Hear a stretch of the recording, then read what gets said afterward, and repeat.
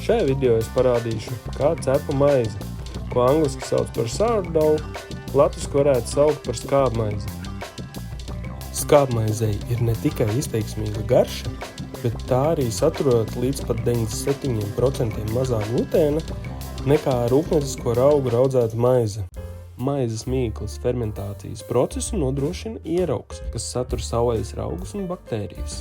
Maizes ieraugu ir ieteicams pabarot vidēji reizi nedēļā. Šai piemērā es tīrā burkā ieleju 50 ml ūdens, ieberu 50 g miltu un pievienoju apmēram ēdamkarotu ierauga. Otrs variants ir sekojošs. No leduskapja izņemam burciņu ar ieraugu. Ja virs ierauga sakrājies šķidrums, ieraugs ir izēdis visas barības vielas un šobrīd atpūšās. Šķidrumu var noliet. Tad samaisīt ieraugu un noliet lielāko daļu no tā. Burciņā atstājot no 1 līdz 3 ēdamkarotēm ierauga. Tad burciņā ielējam 50 ml ūdens, ieberam 50 g miltu, kārtīgi samaisām un liekam leduskapī. Maizes mīkla. Maizes mīklas rūkšanas ilgums ir atkarīgs no sastāvdaļu proporcijām un ierauga aktivitātes līmeņa. Ja ieraugs ir ilgāku laiku gulējis bez piebarošanas, maizes mīkla rūkst lēnāk. Es parasti sajaucu mīklas sastāvdaļas vismaz 24 stundas pirms plānotās maizes cepšanas. Bļodā ieleju 450 ml ūdens, parasti ne siltāku par virtuves temperatūru. Ūdenī ieberu 22 g Himalaju sāls. Pamaisu, lai lielākā daļa sāls izšķīst. Ieberu ap 150 g miltu un atkal maisu.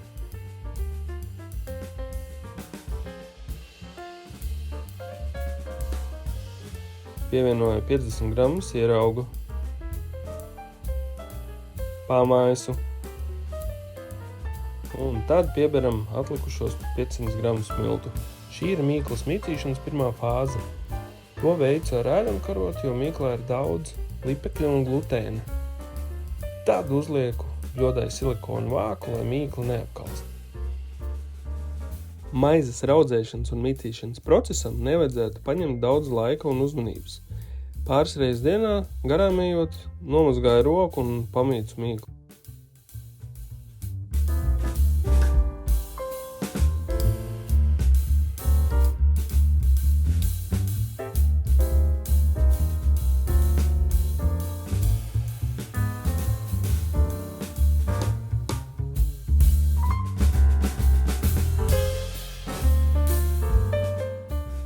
Ja maizes mīklu iejaucu no rīta, tad vakarā vai nākošās dienas rītā mīklu pārvietoju uz tīru kokvilnas vai linu dvielīšu, ko pārkaisu ar rīsu miltiem. Rīsu miltos nav glutēna, tāpēc tie neļauj pielikt mīklai pie trauku malām. Šī ir pēdējā maizes mīcīšana.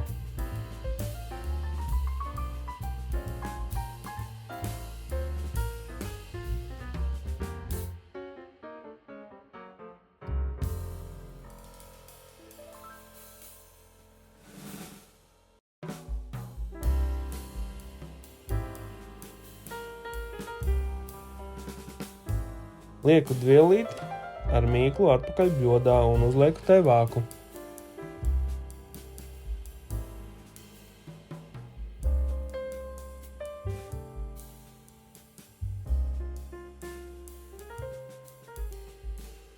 Otrās dienas pēcpusdienā esam nonākuši līdz maizes cepšanai. Slēdzam iekšā cepeškrāsni un uzstādam 250 grādu Celzija temperatūru. Es maizi cepu čugunpannā ar vāku. Šī metode piedod maizei formu un nodrošina kontrolējumu mitrumu un siltuma apmaiņu. Kad krāsnes temperatūra sasniegusi 250 grādus, liekam tajā uz 10 minūtēm uzsildīties čugunpannu. Manai ģimenei garšo maize ar sēkliņām. Reizēm izmantojam lincēklas, reizēm sezamu sēklas, šoreiz lincēklas. Lai sēkliņas pie maizes pieliptu, es izmantoju ūdens un bezglutēnu miltu maisījumu.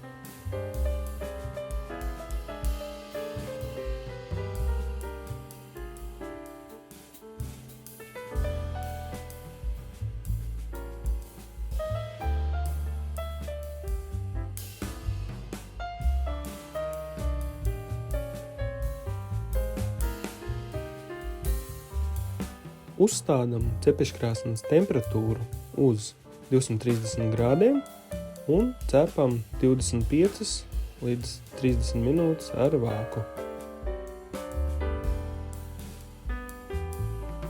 Pēc 25 minūtēm noņemam vāku un turpinam cept vēl 15-20 minūtes 230 grādu temperatūrā bez vāka.